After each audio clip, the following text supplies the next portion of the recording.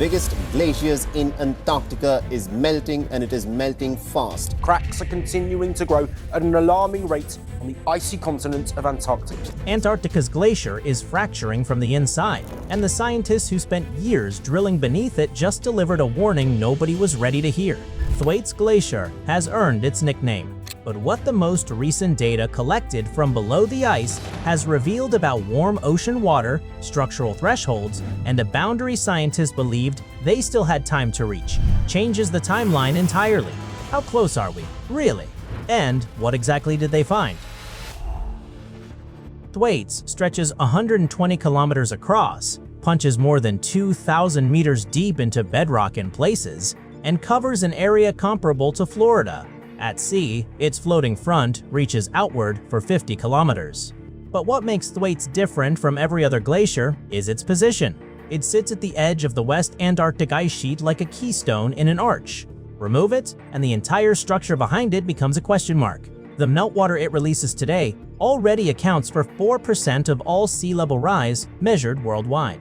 Already before any acceleration and collapse. 65 centimeters of Thwaites' collapse alone delivers to global sea levels. Miami, Mumbai, Shanghai, Amsterdam, all of them recalibrating their entire relationship with the water at their edges, from a single glacier. But here is the twist that turns alarming into something closer to existential. Thwaites is not isolated ice, it is a plug. Behind it sits the broader West Antarctic ice sheet, holding enough frozen water to push sea levels an additional 3 to 4 meters higher. Not over centuries, in some distant scenario, potentially within the span of the 21st and 22nd centuries combined. And the speed data makes this feel far less theoretical. Researchers have already measured the glacier moving at double the pace it traveled 30 years ago. The acceleration is happening in real time, and the trend line is not flattening. Every one of these numbers assumes the structure holding things together continues to hold. It assumes the natural break still exists. That assumption is exactly what the most recent evidence has started to demolish, one fracture at a time. Thwaites' cork, the eastern ice shelf, a floating plate of ice roughly 350 meters thick and 120 kilometers across, attached to the glacier's front face and pressing against the sea with enough mass to slow the entire system behind it. But what makes this shelf special is not its size. It is one specific feature underneath it. A submarine ridge, a raised section of seafloor the shelf rests against, acting as a pinning point. That ridge is the cork in the bottle. While it holds, the shelf holds. While the shelf holds, the glacier behind it moves slower than it otherwise would. The whole arrangement is a chain of dependencies, each link relying on the one before it. Now here is where the physics turns uncomfortable. That pinning point is not fixed. Warm ocean water has been working beneath the shelf for years, thinning it from below, reducing contact pressure between ice and ridge. Scientists call this basal melting, and it is not gradual in the way people imagine, a slow drip across centuries. It is targeted erosion at the single structural joint holding everything together. The shelf has also been fracturing internally, cracks spreading through its shear zone for over 2 decades, quietly dismantling a structure scientists once assumed had far more time remaining. In 2025 ITGC study, led by Debangshu Banerjee at the University of Manitoba's Center for Earth Observation Science, researchers pulled together 2 decades of satellite imagery and GPS ground data, 2002 through 2022, and mapped what was happening inside the shear zone of the Thwaites eastern ice shelf with a precision the field had never achieved before. The assumption for years was that basal melting was the dominant mechanism driving shelf deterioration. The new data tells a different story. The shelf is breaking apart from the inside. Fractures propagating through the shear zone, the lateral boundary where the floating shelf grinds against slower-moving ice on either side, have been advancing steadily and systematically for over 20 years. Multiply that across a floating ice mass the size of a major European city, under continuous gravitational stress, and the analogy becomes considerably less reassuring. What the satellite record shows is not a sudden event. It is a progression advancing since the early 2000s. Each year added another frame to a timeline of structural failure that scientists previously described in vague, probabilistic terms. Now there are actual dates attached to actual changes. The shear zone has been weakening on a schedule, and that schedule is nearly complete.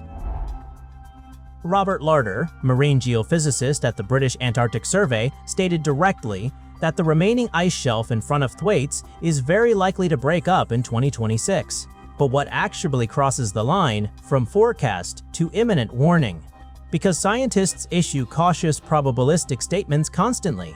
The language of climate science is saturated with hedging. Larder's framing is different. Very likely's in scientific communication carries specific weight. It signals that the available evidence has crossed a threshold where uncertainty is no longer the dominant feature of the assessment. The progression has become legible enough to name a year with genuine confidence.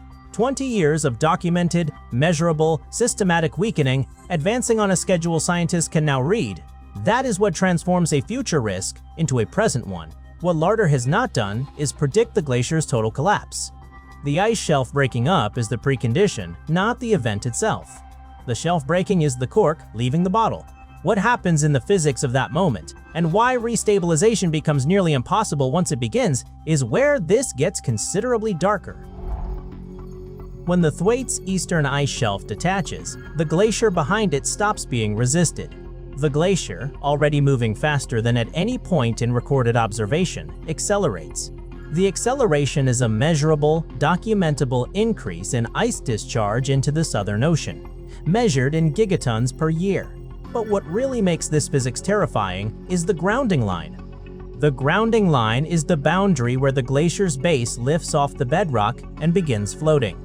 Right now, that line sits pinned against the submarine ridge that has been doing the structural work the shelf was always sharing. Once the shelf is gone, ocean water reaches the grounding line directly. Warm, circumpolar. Deep water, already measured, flowing beneath Thwaites at temperatures well above freezing. That water attacks the ice from below. The grounding line retreats inland.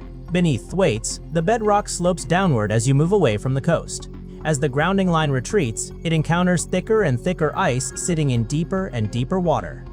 Deeper water means more warm ocean contact. More contact means faster melting. Faster melting pushes the grounding line further back into still deeper terrain. This is marine ice sheet instability, a self-reinforcing cycle that, once initiated, generates its own momentum independent of whatever is happening at the surface. Scientists have a phrase for it: runaway retreat, because restabilization requires the grounding line to find new bedrock high enough to arrest the process. Beneath Thwaites, that terrain does not exist for hundreds of kilometers, and Thwaites is not standing alone in that basin. Thwaites sits at the front.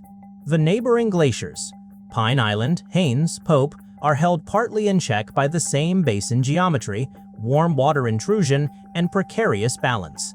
Remove Thwaites as a stabilizing presence, and that balance shifts across the entire system simultaneously. Thwaites alone carries enough ice to raise global sea levels by roughly 65 centimeters, already alarming, but the West Antarctic ice sheet it anchors holds the equivalent of an additional 3 to 4 meters. The ITGC has been explicit about this. Their assessment states that general collapse of the West Antarctic ice sheet across the 21st and 22nd centuries cannot be ruled out. Not that it is inevitable, but that ruling it out is no longer scientifically defensible.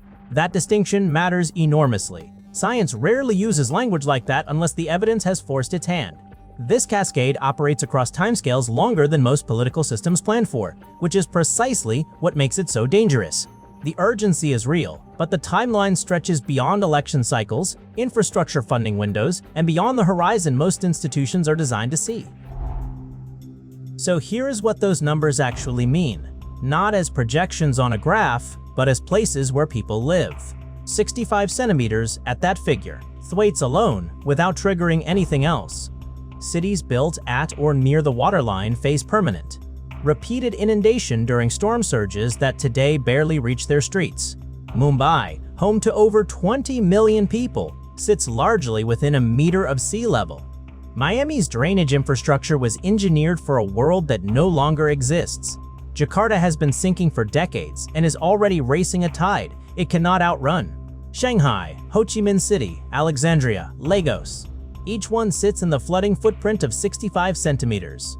And that is the conservative number. Scaled to the full West Antarctic ice sheet scenario, and 3 to 4 additional meters transforms the conversation entirely. The Thames barrier becomes decorative. Lower Manhattan stops being a financial district and starts being a navigational hazard. Entire Pacific and Indian Ocean island nations cease to exist as jurisdictions. The Mekong Delta, feeding hundreds of millions, drowns. But these cities are not waiting for the water to arrive. They are already spending, retreating, and building walls against a timeline most of their governments refuse to say aloud. NASA's Operation Ice Bridge flew years of aerial surveys over Thwaites, building the baseline elevation and thickness maps every subsequent model depends on. The British Antarctic Survey, operating from Rothera Station, maintains the longest continuous ground truth record in the region. Meanwhile, NSF funds the ITGC's ongoing sensor arrays, autonomous underwater vehicles threading beneath the ice shelf, measuring water temperature at depths instruments never reached before 2018. What those vehicles found since 2023 has tightened the confidence interval considerably. Warm, circumpolar. Deep water, sitting roughly 2 degrees Celsius above the glacier's melting threshold, is now confirmed to be reaching the grounding zone in pulses. ESA's Cryosat-2 satellite, cross-referenced against NASA's ISAT-2 laser altimetry, has quantified surface elevation loss at rates faster than pre-2023 projections allowed for. Researchers have proposed interventions. 2 concepts receive the most serious scientific attention. The first involves artificial seabed mounds. The second is marine ice sheet pinning, injecting frozen material or anchoring physical structures beneath the shelf to restore the buttressing function the natural submarine ridge once provided. Both ideas are genuinely being studied. But a team at the University of Cambridge's Department of Applied Mathematics and Theoretical Physics published feasibility modeling in 2021 estimating that a seabed berm sufficient to meaningfully redirect ocean circulation beneath Thwaites would require moving approximately 0.1 cubic kilometers of material, roughly 80 billion kilograms of aggregate deposited at depths exceeding 600 meters, in some of the most logistically hostile waters on Earth. Their own paper concluded the engineering sits at the absolute frontier of what humanity could theoretically attempt, with costs estimated in the hundreds of billions and a construction timeline measured in decades. The pinning proposals face a similar problem. Even if artificial anchors restored partial buttressing, modeling by the ITGC's own working groups suggests the grounding line retreat already underway may have passed the threshold where any surface intervention meaningfully alters the trajectory. What Robert's statement commits to scientifically is more consequential than it first appears. Retreat further and faster is not a prediction with an escape clause. It is a description of a system that has already crossed into a regime where its own physics drive the outcome. The grounding line is retreating into deeper water, which exposes more ice face to ocean heat, which accelerates calving, pulling the grounding line back further still. Once that loop is self-sustaining, there is no external forcing that reverses it. The ice shelf breakup in 2026 does not cause that loop. It removes the last mechanism that was meaningfully slowing it down. It does not mean the glacier disappears overnight. Full collapse of Thwaites plays out across decades to centuries. But irreversibility means the destination is now fixed. The only question remaining is velocity. How fast coastal cities, river deltas, and low-lying agricultural regions arrive at consequences that are already locked in by physics that no future policy can undo. The honest answer on adaptation time is this. For the 65-centimeter sea level contribution from Thwaites alone, coastal engineers and urban planners typically require 30 to 50 years to design, fund, permit, and build meaningful defenses at city scale. And that figure does not include the wider West Antarctic cascade that the ITGC has explicitly refused to rule out. The terrifying part of this new warning is not the drama of a collapsing shelf. It is the bureaucratic arithmetic on the other side measured against a glacier that has stopped waiting. The glacier that inspired a nickname like Doomsday is earning it. The Eastern Ice Shelf, Thwaites' last natural break, is fracturing from within, not just melting from below. No fully funded successor mission is confirmed. But the ice doesn't wait for budgets. One shelf, one collapse window, 2026. If that unsettles you, the next video goes further.